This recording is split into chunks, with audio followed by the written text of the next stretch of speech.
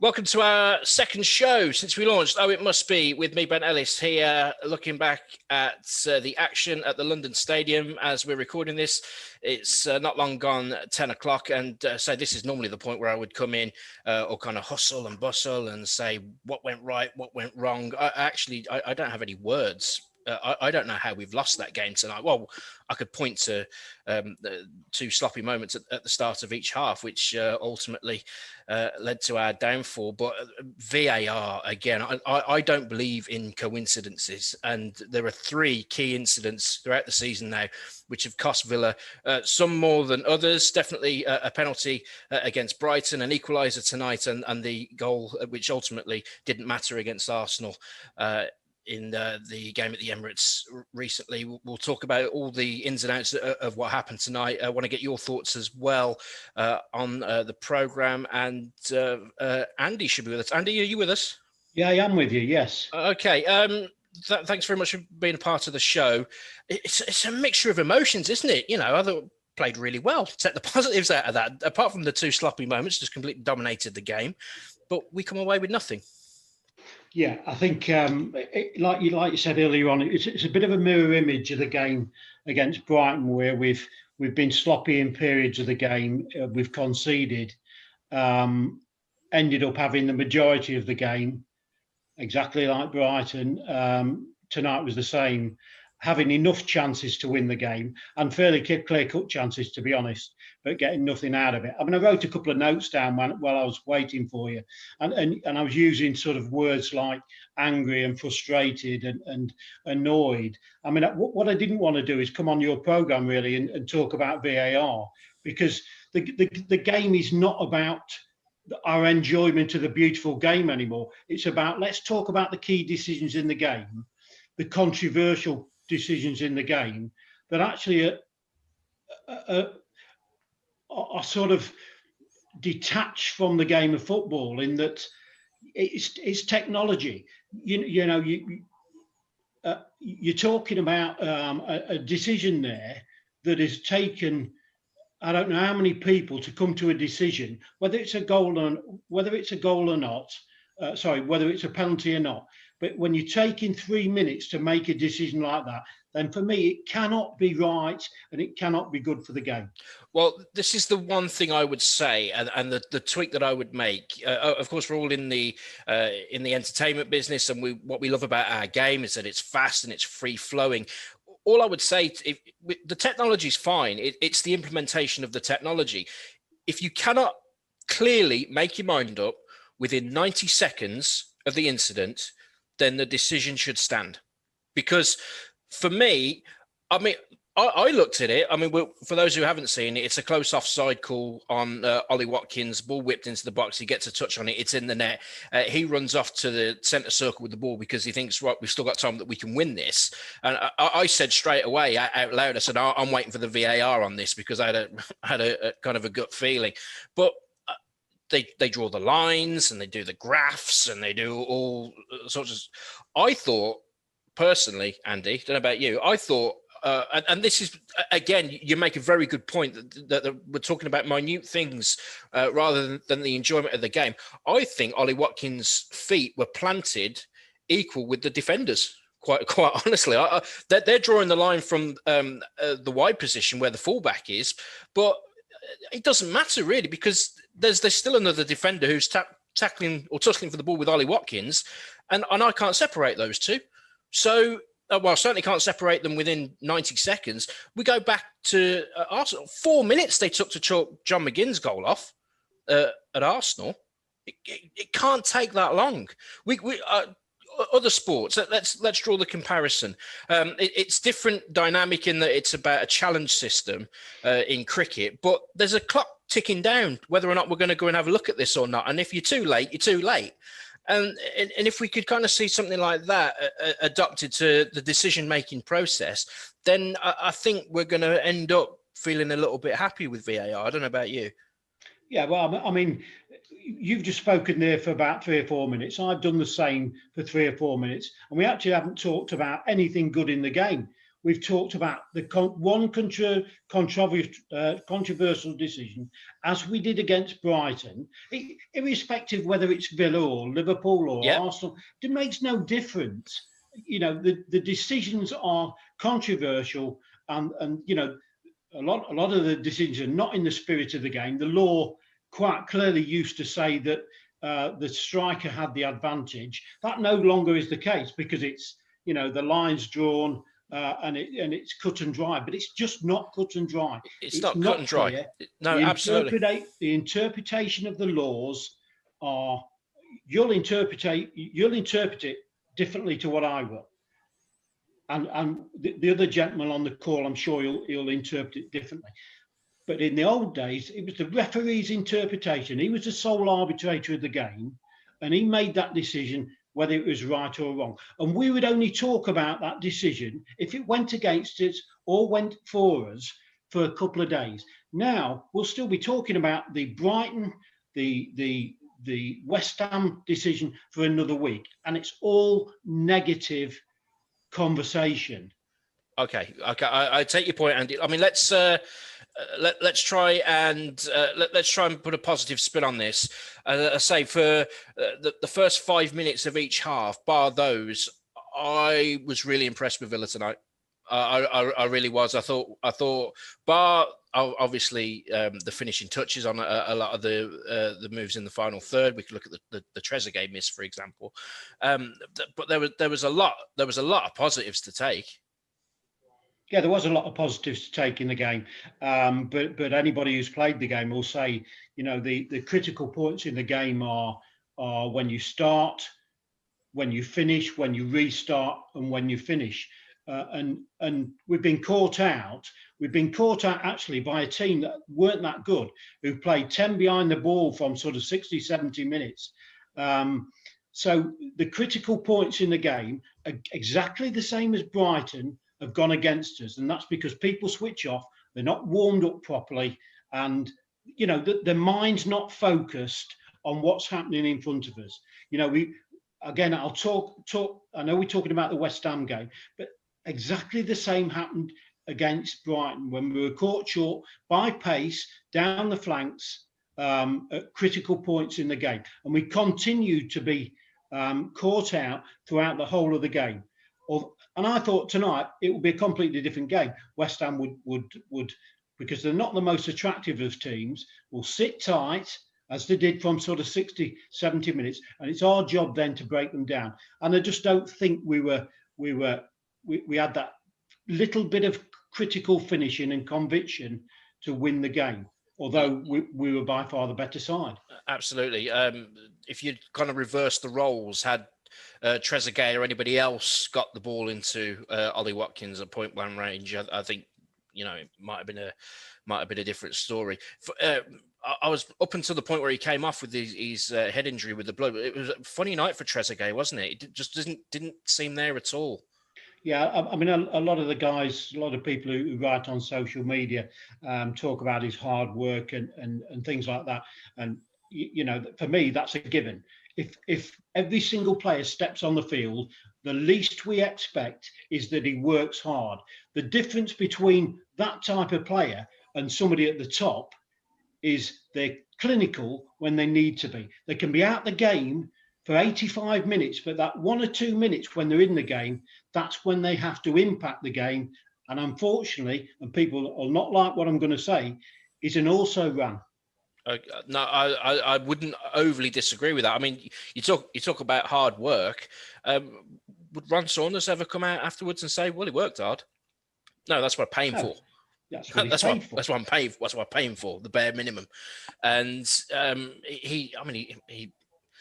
I don't know if anything's happened. He looked like somebody close to him had died with the looks on his face. I mean, he looked thoroughly upset, didn't he? I don't want to be in the habit of singling out players and stuff like that. Could Tyrone Mings just do with a rocket up his backside? Just you know, you are not the reincarnation of Bobby Moore. Okay, stop thinking you are, because you're not. Look at your partner. Look at your centre half partner, Ezri Konsa. Keeps it very simple, very effective. I never have any concerns when Ezri Konsa's on the ball in the final third. But how casual Tyrone Mings is. Oh, I've played for England now, and I can get myself any kind of cul-de-sac you can think of. Well, let's get ourselves in the real world here, Tyrone. You're a good player. You're a better player than I could ever have been, or many of us who are watching you could ever have been. But Bournemouth, while you were fit, couldn't defend for Toffee and you couldn't get in the side. Okay? So, and they play their football. They were renowned for playing their football in the Premier League. So, get your head from up your own backside and just start keeping it simple and start getting your head in gear is essentially what I'm saying. Yeah, I think that's a fair point. But I would say that Konsa and Mings are completely different defenders. Konsa is very much the old type defender. Mings is the sort of footballer amongst the two. But yeah, I do believe, I completely agree with you. Getting into England and playing a couple of games for England doesn't make you a great defender. That just says that you're on that level. And unfortunately, you'll stay on that level unless you look to improve your game. And I'm just going to make a comparison here. When I watch Virgil van Dijk, for instance, this is a guy who looks as though he's got all the time in the world to play, but he always plays the right ball. Absolutely. Mings looks like the same type of player in that he thinks he's got 2 or 3 minutes on the ball, but he doesn't play that ball. If that makes any sort of sense. No, absolutely makes perfect sense to me. And I think of sort of historically, I can only think of about 5 players at the very top level as defenders or what they used to call centre halves, like your Bobby Moores, Franz Beckenbauer, Paolo Maldini. There ain't a lot. There ain't a lot. No. I wouldn't even have put Rio Ferdinand in that bracket. And he's better than Tyrone Mings at his height. So and I think as well, and I think it's a fair point to make when the coaching staff is almost made up completely of central defenders. One of them was an England captain that got over 100 caps. Yeah. So I think, come on, they must see it. They must see it and say, Tyrone, come on, head, focus. Yeah, I think you're right. He's in there for balance. Obviously, Konsa's a right-footed player. Mings is a left-footed player. So I get the balance side of it. I don't see a problem with that. But I just go back to your point you said there, that if we're saying that his performance often frustrates us, and we feel as though he needs a kick up the backside, I think is a valid one. I do believe that he thinks he's probably made it. And that's not the case. You've got to continually improve and cut out these silly mistakes. And they're not all Tyrone Mings' mistakes. No. So we shouldn't blame one individual player. It's a collective. But I just think he needs to focus a little bit. I don't think he for the first goal in the first minute, was he tight enough? He was in and around what happened for the header. Yeah. But did he affect the play? And he certainly didn't. But I wouldn't necessarily blame him for that. I would agree. Yes, I would agree with that. Do you think, don't want to dwell on this, and I don't think it would ever happen because I don't see Dean Smith changing it, but from a sort of Tyrone's point of view, do you think he'd benefit if he was the centre of a back three if Engels was fit and then he could play?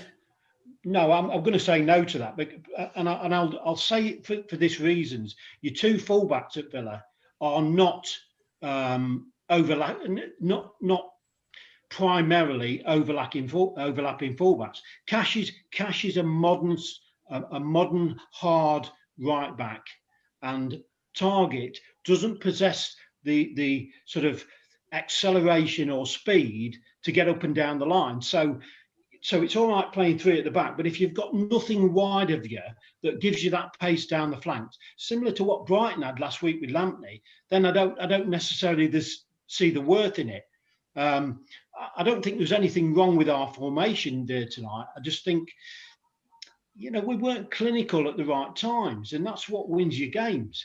Yeah, well, how many times? I mean, Jack Grealish himself, I mean, he was the one who had a go 25 yards out, marauding forward, and the ball found its way into the back of the net for the equaliser. Even though it took a slight deflection, it was always going in. I just felt that for all the kind of good attacking play, we were always trying to thread the eye of the needle at the edge of the box, where any team that's managed by David Moyes is going to be tight and compact. And you know, we're trying to score a goal, not the perfect goal, and I think that's possibly what we needed to look at.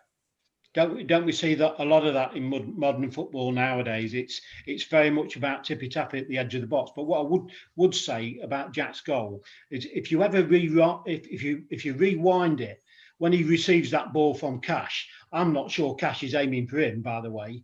As soon as a second before he receives that ball, Hugh's gone on the wide, gone round the back of Sukas, and he's taken effectively the player away from Grealish. Grealish then turns, strikes the ball, and we score. So it's a good run by Hugham. And I don't say too often good things about Conor Houlihan, if I'm honest. But it was a good goal, cracking goal. And I thought once we got that goal that would sort of push on. And I saw exactly the same at Brighton last week. But again, we come back to the same old impact in the game at the right time, and you've got to impact that. Your forward players have got to impact and be clinical in that final third. And again, you need a little bit of luck as well, but we didn't get it tonight. Far better side, but Barkley a big miss. Do you think? Sorry, Barkley a big miss with his injury. I think for the makeup of the midfield. Yeah, I mean. We replaced him with Hugham tonight. Completely different players, obviously. And again, I don't like to criticise players, but I feel that Hugham lacks a little bit of pace. I saw him twice in this game where he was unable to get back, so he dragged hold of the opponent, to get goal side. Barkley's a very, very good player. I'm concerned that he's had a hamstring injury so early in the game. And I've asked the question to some of my friends saying, were Chelsea aware of this when they let him go? When they've let him go to another club, he has got a bit of an injury record.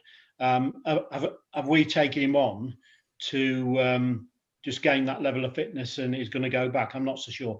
But he offers something different to what Hugham offered tonight. And effectively with Hugham, you get set pieces and you get very little movement.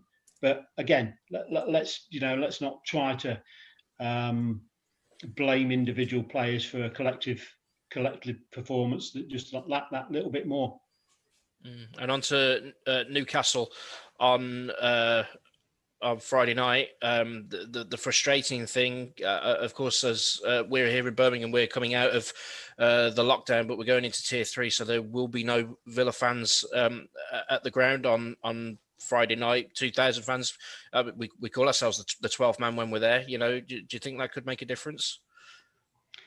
Well, I think you can write this game before it even starts. I think it will be very similar to last year. Steve Bruce will sit tight, very much like West Ham did tonight.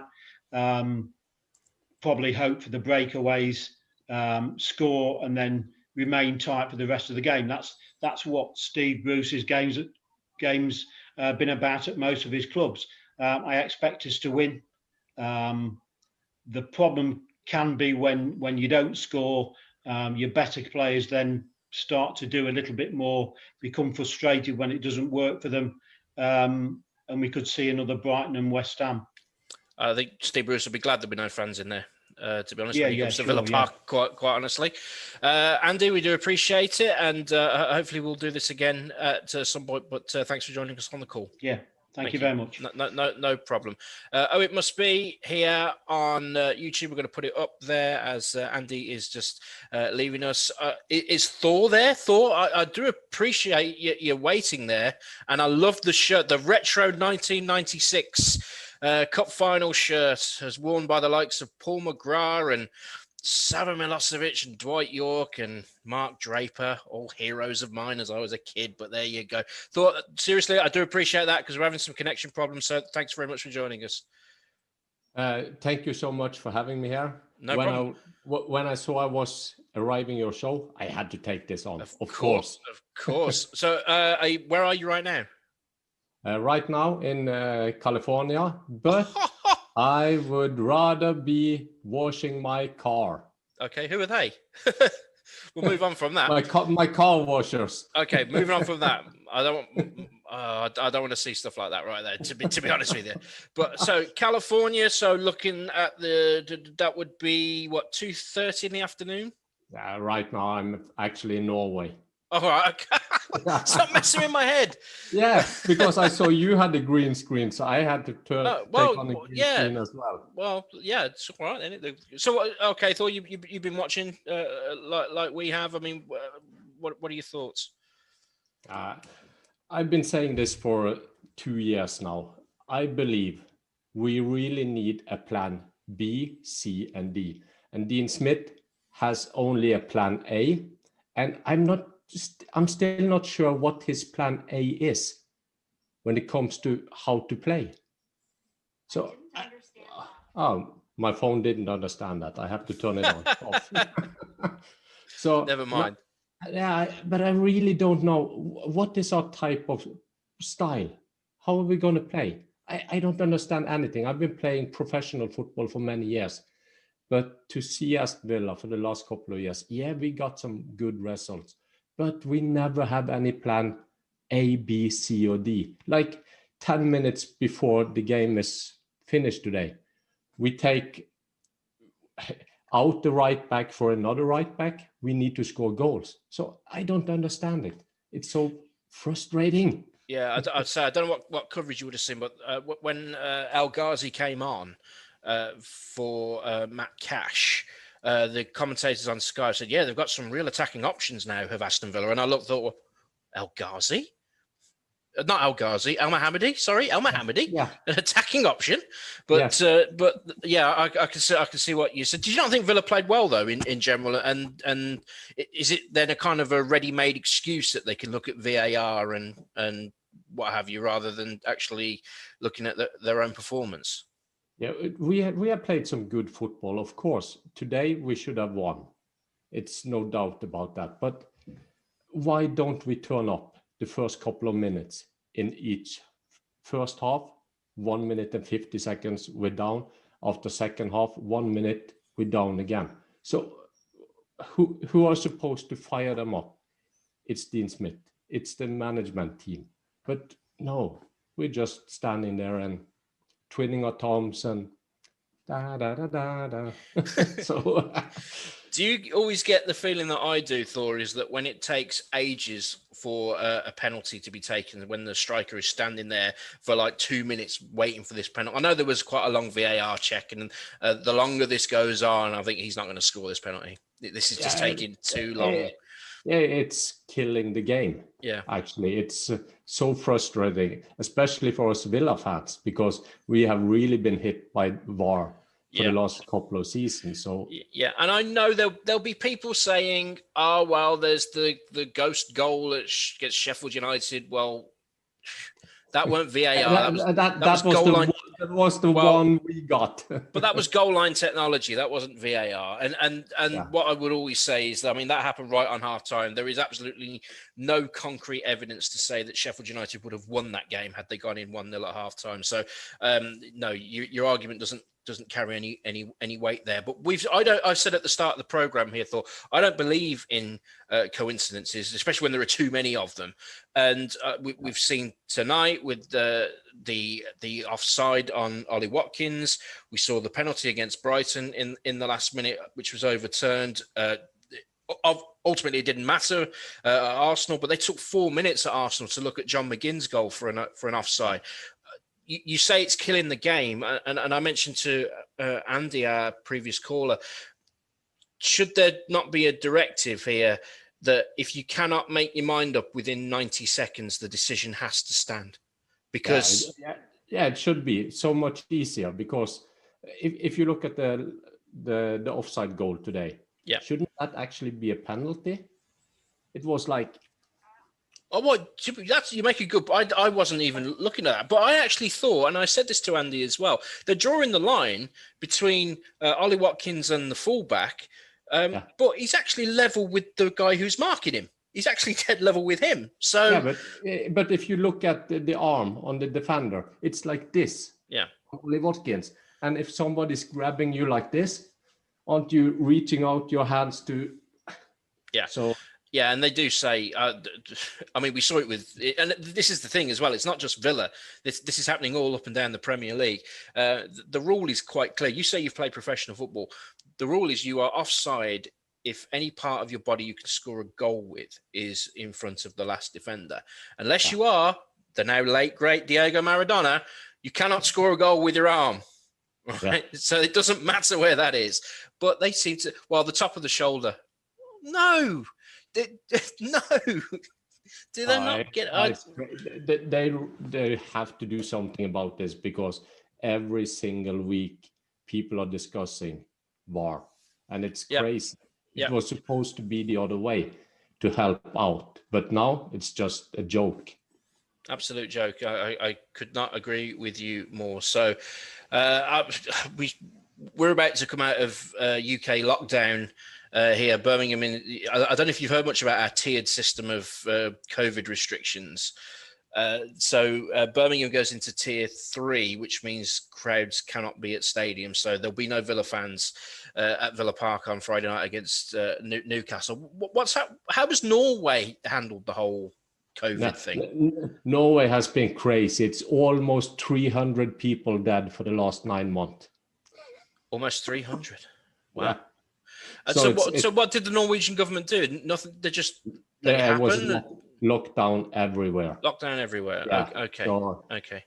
So we're almost not allowed to go out. If you're going out, you have to wear this.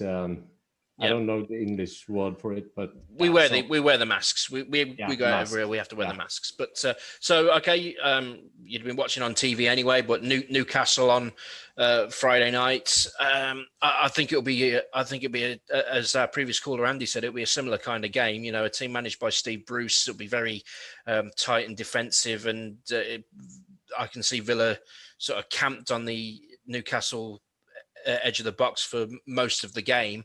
And it'll just be a question of whether they can pick the right pass and put the ball into the net. I think if we can get an early goal against Newcastle, I think we'll be in good shape. Yeah, but first of all, I'm going to change the skirt to another one, because this didn't work today. Okay. What ones have you got? I know let's do a bit of a history thing for what ones have you got? What kind of years? I only have 5. Five's good. Five's good. And that is my favorite, because that year, 95, 96, the last year Villa actually won anything under Brian Little. That was a great team. That was a great team. And I tell you what, in the 25 years, that's scary. In the 25 years since then, how much the game has changed. Villa finished 4th that season, won a trophy, and reached the FA Cup semi-final as well. And if that happened this year, we were in the Champions League, but didn't happen then.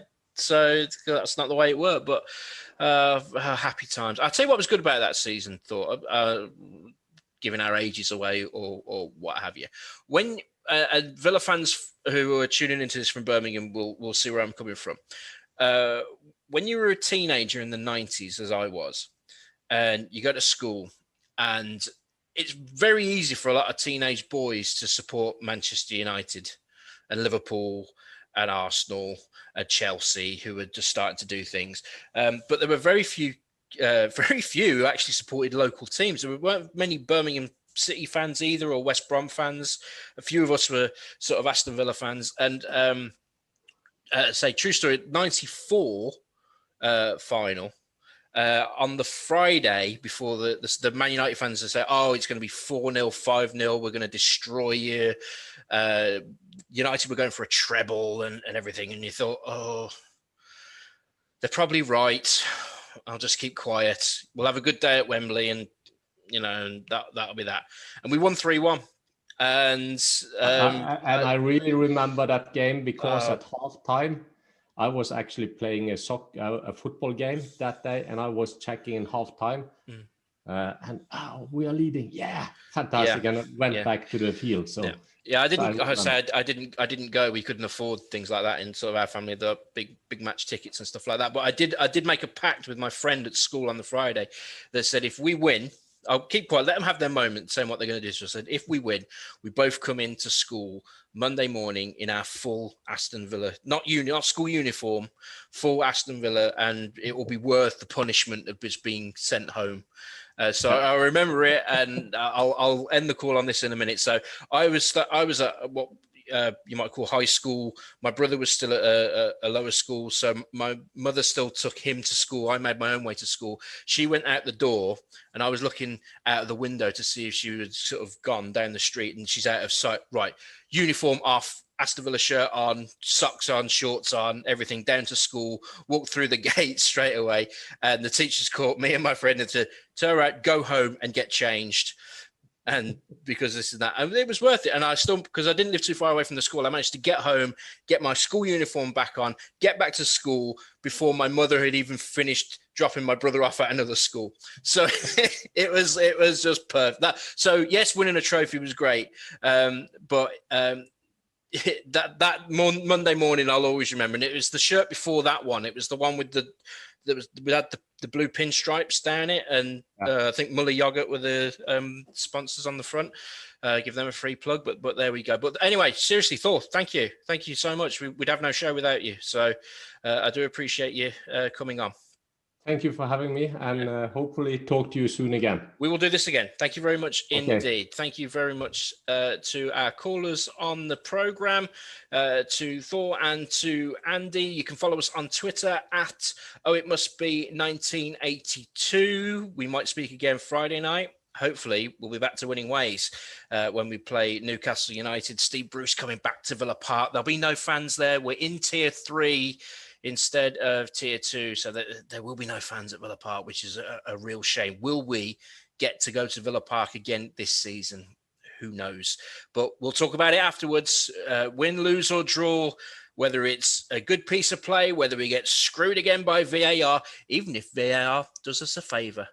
You never know what could happen. It'll be December. It'll be Advent. We'll be in the Christmas spirit. Maybe some good things will start to happen for us. For our guests that have been on the show, I'm Ben Ellis. This is Oh It Must Be. We'll see you soon.